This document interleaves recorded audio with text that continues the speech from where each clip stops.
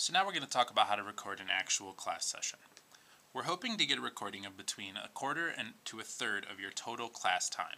Since most classes tend to be either 3 or 4 days per week, recording once per week is often the easiest way to do this. Try to make the recordings representative of your class. So if you vary what you do from day to day, try and capture that variety. For example, some classes are structured where 3 days a week are lecture and 1 day a week is group work, say Thursday. If your class is structured like that, we'd ask that some weeks you film the group work on Thursdays and other weeks you film during one of your lecture sessions. If you have a full class test or exam, please do not record that day. Before you begin recording, verify that the camera is placed correctly using the principles we talked about in the last video. You can use the screen on the back of the camera here to make sure that you're capturing what you want to. You can move the camera forward or back, side to side, move it away from noise, all those things we talked about in the last video. Notify students that you will be recording today's class and let them move out of the field of view before you begin, if they want to. When you're ready to start a recording, all you have to do is press this red button on the upper right hand side of the camera. Notice when I press this button, the camera does a few things to let me know it's recording. A timer shows up along with a red dot on the bottom of the screen.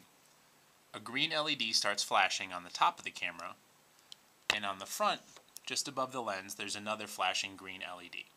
All of these will continue to stay on while the camera is recording, which is an easy way for you to make sure that the camera is working while you're still teaching a class. Let the camera run throughout the class, and then at the end of class, all you have to do is press this red button again, and the camera will stop recording. There's no need to save it or anything like that, it does it automatically. Notice the LED has stopped flashing and the timer has disappeared because the camera is no longer recording.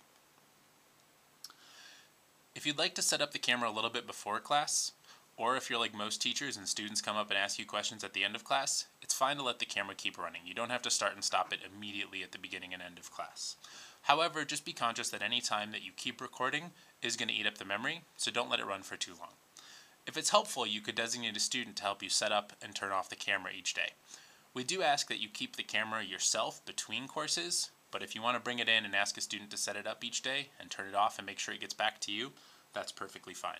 Students are often more comfortable with technology, and this can be a big help to get some things off of your mind while you're preparing for class or answering student questions at the end of class.